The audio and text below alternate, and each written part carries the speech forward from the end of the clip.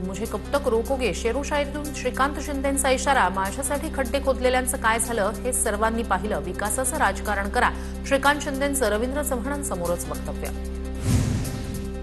डोंबिवलीतील कार्यक्रमात रवींद्र चव्हाणांकडून शिंदेंचं कौतुक. 2022 मध्ये शिंदे सरकार आल्यानंतर स्थगितीच्या कामांना पुन्हा एकदा सुरुवात झाली. रवींद्र चव्हाण यांचं वक्तव्य. डोंबिवलीतील निधीवरून एकनाथ शिंदेंसमोरच रवींद्र चव्हाण आणि श्रीकांत शिंदेंमध्ये जुंपली. फडणवीस सत्तेत आल्यानंतर डोंबिवलीला निधी. रवींद्र चव्हाण यांचं वक्तव्य. तर शिंदे मुख्यमंत्री झाल्यानंतर डोंबिवलीला निधी मिळण्यास सुरुवात. श्रीकांत शिंदेंचं उत्तर. डोंबिवलीत बॅनरवरून भाजप आणि शिवसेनेत जुंपली. रवींद्र चव्हाणांच्या कार्यक्रमाच्या बॅनरवरच शिंदेंच्या सेनेकडून बॅनर. मतांसाठी खेळ दाखवणारे खूप, पण कामानं मन जिंकणारा एकच, अशा आशयाचा बॅनर लावण्यात आल्यानंतर काही वेळातच अज्ञातांनी शिवसेनेचा बॅनर काढला. कल्याण डोंबिवलीत कितीही राजकारण होऊ दे, आपण विकासाचं राजकारण करायला हवं. श्रीकांत शिंदेंचं रवींद्र चव्हाणांसमोरच वक्तव्य. तर कल्याण डोंबिवलीचा आम्हाला विकास करायचा आहे. फोडाफोडीच्या राजकारणानंतर श्रीकांत शिंदेंचा टोला. एडीएमसीवर महायुतीचा महापौर बसवण्यासाठी आमचे प्रयत्न. खासदार श्रीकांत शिंदेंची प्रतिक्रिया. शेवटी बाप तो बाप असतो. शिंदे मुख्यमंत्री झाले नसते तर कोकणाचा विकास झाला नसता. उदय सामंत यांचं वक्तव्य. तर शिंदेंनी स्वतःच्या ताकदीवर 2.5 वर्षात विकास कामं आणली. सामंत यांच्याकडून शिंदेंचं कौतुक. एकनाथ शिंदेंमुळेच भाजप सत्तेत. शंभूराज देसाईंचं मोठं वक्तव्य. राज्यातील इतर पक्षही देवाभाऊंच्या इशाऱ्यानंच चालतात. लोढा यांच्या वक्तव्यामुळे महायुतीत खटके. महायुतीत विसंवाद होणार नाही याची काळजी घ्यावी. प्रवीण दरेकर यांचं मंत्री शंभूराज देसाईंना प्रत्युत्तर. कुणामुळे कोणाचा फायदा झाला हे काढण्याची वेळ नाही. दरेकरांकडून सामंजस्याची भूमिका. ठाकरेंच्या माजी नगरसेविका मंगला सुळे यांचा शिंदे गटात प्रवेश. उपमुख्यमंत्री एकनाथ शिंदे यांच्या उपस्थितीत पक्षप्रवेश. महसूल मंत्री बावनकुळे यांची सुलेखा कुंभारेंना 5 कोटींची नुकसान भरपाईची नोटीस. खोटे बदनामीकारक आरोप मागे घ्या, अन्यथा कायदेशीर कारवाईचा इशारा. 15 दिवसात बिनशर्त सार्वजनिक माफी मागण्याचीही मागणी. सोमवारपासून नागपूरमध्ये हिवाळी अधिवेशन सुरू होणार. हिवाळी अधिवेशनाच्या पार्श्वभूमीवर आज सरकारचा चहापान कार्यक्रम. सरकारच्या चहापानाला विरोधक जाणार की बहिष्कार टाकणार याकडे लक्ष. तर चहापान कार्यक्रमानंतर मुख्यमंत्र्यांची पत्रकार परिषद. तपोवनातील झाडं तोडून होणाऱ्या प्रदर्शन केंद्राच्या निविदा प्रक्रियेला स्थगिती. मंत्री गिरीश महाजन यांची माहिती. वृक्षतोड करून तपोवनातील जागेवर भव्य डोम उभारला जाणार होता. हैदराबादच्या राजमुद्री इथून नाशिक शहरात झाडं लावण्यासाठी झाडं आणली जाणार. गिरीश महाजन यांनी हैदराबादच्या राजमुद्रीमध्ये जाऊन झाडांची निवड केली.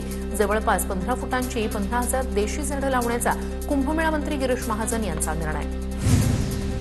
तपोवनामधील झाडांच्या प्रश्नावरून रमेश पाटील यांचा सयाजी शिंदेंना फोन. सर्व महाराष्ट्रानं सोबत यावं यासाठी जोरदार भूमिका मांडण्याचं आवाहन. कोणत्याही निर्णयाला घाबरू नका, आपण संविधान असलेल्या देशात जगतोय. रमेश पाटील यांचा फोनवरून संवाद. भाजपला तपोवनाची जागा अगदी साफ करून टाकायची आहे. तपोवनमध्येच का नेमका साधुग्राम? हा साधूंचा नाही तर टीडीआर आणि खजिन्याचा खेळ तर नाही, ट्विट करत आदित्य ठाकरे यांचा सवाल. तपोवनातील वृक्षतोडीच्या निर्णयाविरोधात मनसेचं आंदोलन. अमेय खोपकरांसह अनेक कलाकार आंदोलनात सहभागी. पार्थ पवारांना माफ करता, झाडांना का नाही? अमेय खोपकर यांचा सवाल. नाशिकच्या तपोवनमधील वृक्षतोडीला दिग्दर्शक महेश मांजरेकर यांचा विरोध. तुम्ही वेगळा मार्ग निवडा पण झाडं तोडू नका. मांजरेकर यांची सरकारकडे मागणी. महाकुंभमेळा 12 वर्षांनी होतो. थोडीशी वृक्षतोड होते, मौज मजेसाठी होत नाहीये. व्यवस्था करण्यासाठी वरिष्ठ स्तरावर काही चालू असेल. मंत्री नरहरी झिरवाळ यांची प्रतिक्रिया. कुंभमेळ्यासाठी नाशिक आणि त्र्यंबकेश्वरमध्ये जागा भाड्यानं घेणार. साधू महंतांच्या वास्तव्यासाठी साधुग्रामची जागा भाडेतत्वावर घेण्याचा निश्चित. दर अंतिम केल्यानंतर जागा मालकांशी भाडेपट्टी करारनामा केला जाणार. काहीही झालं तरी हिंदुत्वाबाबत तडजोड करणार नाही. तुम्हाला सुरक्षित ठेवण्यासाठी मंत्रालयात बसले आहेत. वक्फ कायद्यावरून नितेश राणेंची प्रतिक्रिया. तर फडणवीसांच्या लाडक्या मंत्र्यांमध्ये माझं नाव. राणेंचं वक्तव्य. चिंचवड देवस्थान ट्रस्टच्या जमिनीवर मजार बांधल्याचा नितेश राणेंचा भाषणावेळी आरोप. चरोलीमधील गट क्रमांक 414 या ठिकाणी अनधिकृतपणे मजार बांधल्याचा आरोप. या संदर्भात 4 जून 2025 रोजी चिंचवड देवस्थान ट्रस्टनं पिंपरी चिंचवड महानगरपालिकेलाही तक्रार केल्याची माहिती. पवारांच्या पक्षाचे कार्यकर्ते राम खाडेंवरील हल्ला प्रकरणात मेहबूब शेख यांचा आरोप. हल्ला करणारे आरोपी आष्टीच्या दिशेनं पळाले. सुरेश धस यांचं नाव घेऊ नका असं पोलीस सांगतात. मेहबूब शेख यांचं वक्तव्य. बांगलादेशी रोहिंग्याला मालवणीत राहू देणार नाही. मालाड मालवणी असलम शेख यांनी बनवलं आहे का? मंगल प्रभात लोढा यांचं वक्तव्य. तर बेकायदेशीरपणे कुणीही वास्तव्य करायला नको, असलम शेख यांची प्रतिक्रिया.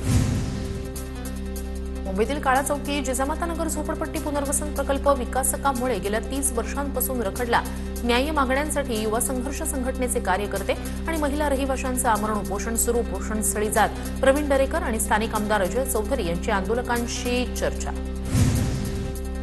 उरणमध्ये भाजप पदाधिकाऱ्यांची मनसे पदाधिकाऱ्याला मारहाण. भाजप आमदार बालदी यांची माफी मागायला लावली. स्थानिक निवडणुकीतील टीकेवरून भाजप पदाधिकाऱ्यांकडून मारहाणीचा प्रकार. मनसेकडून उरण पोलीस ठाण्यात तक्रार.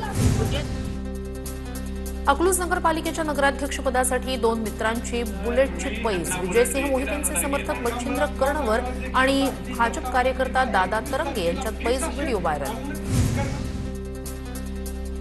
जळगावच्या धरणगावात स्ट्रॉंग रूम बाहेर मविया कार्यकर्त्यांचा खडा पहारा. ईव्हीएमच्या सुरक्षेसाठी कार्यकर्त्यांना 4-4 तासांची शिफ्ट. मंडप टाकून शेकोट्या पेटवून ईव्हीएमवर वॉच.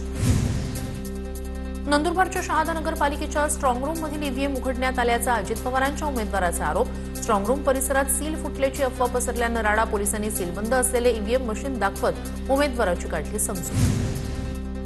8 वेळा पराभूत झालेले अपक्ष उमेदवार राजू धुंगडे वाशिम नगर परिषदेच्या अध्यक्षपदासाठीचा उमेदवारी अर्ज कायम ठेवणार. काहीही झालं तरी निवडणुकीतून माघार घेणार नाही अशी भूमिका. अभिनेता सोनू सूदच्या कुटुंबालाही इंडिगोचा फटका. सोनू सूदची इंडिगोच्या कर्मचाऱ्यांच्या समर्थनार्थ पोस्ट. इंडिगोच्या कर्मचाऱ्यांच्या पाठीशी उभं राहण्याचं आवाहन. इंडिगोच्या खोळंब्यामुळे हैदराबाद विमानतळावर 2 दिवसापासून अडकलेले नागपूरचे प्रवासी आक्रमक. त्रस्त प्रवाशांकडून इंडिगो एअरलाईन विरोधात इंडिगो मुर्दाबादच्या घोषणा. इंडिगो एअरलाईन्सच्या विमानांचा खोळंबा झाल्यानंतर मध्य रेल्वेकडून अतिरिक्त 14 विशेष ट्रेन सोडण्यात आल्या. मडगाव, नागपूर, बंगळुरू, लखनौ, गोरखपूर, दिल्लीहून रेल्वे धावणार.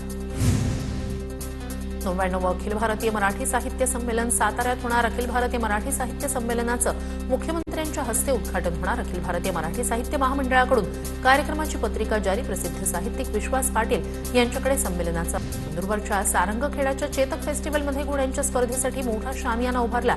सारंगखेड्याच्या यात्रेत यावर्षी घोड्यांच्या स्पर्धांसाठी खास उपाययोजना. सावलीसाठी उभारलेल्या मंडपात अनेक स्पर्धा होणार. नंदुरबारच्या सारंगखेड्याच्या अश्व बाजारात अवघ्या 3 दिवसात 145 घोड्यांची विक्री. आतापर्यंत तब्बल 67 लाखांची उलाढाल. यावर्षी 5 कोटींपेक्षा अधिकची उलाढाल होण्याची शक्यता. नंदुरबारमध्ये मागच्या खरीप हंगामाचा रब्बी हंगामाच्या पेरण्यांवरही परिणाम. आतापर्यंत 50%च पेरण्या झाल्याची माहिती. यावर्षी सर्वाधिक गव्हाची पेरणी होण्याची शक्यता.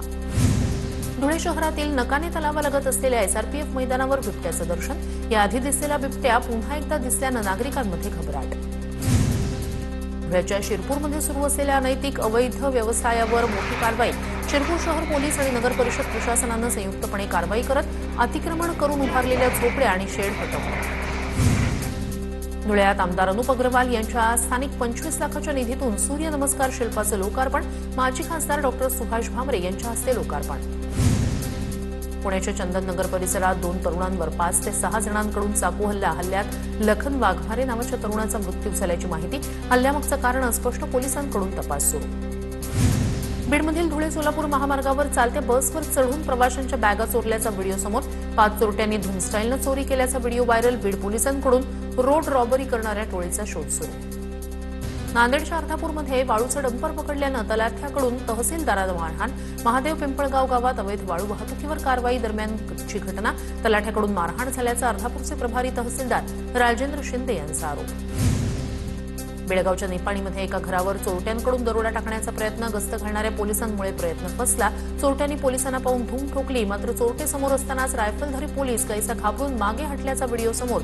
पोलिसांच्या हातावर तुरी देऊन दरोडेखोर पसार.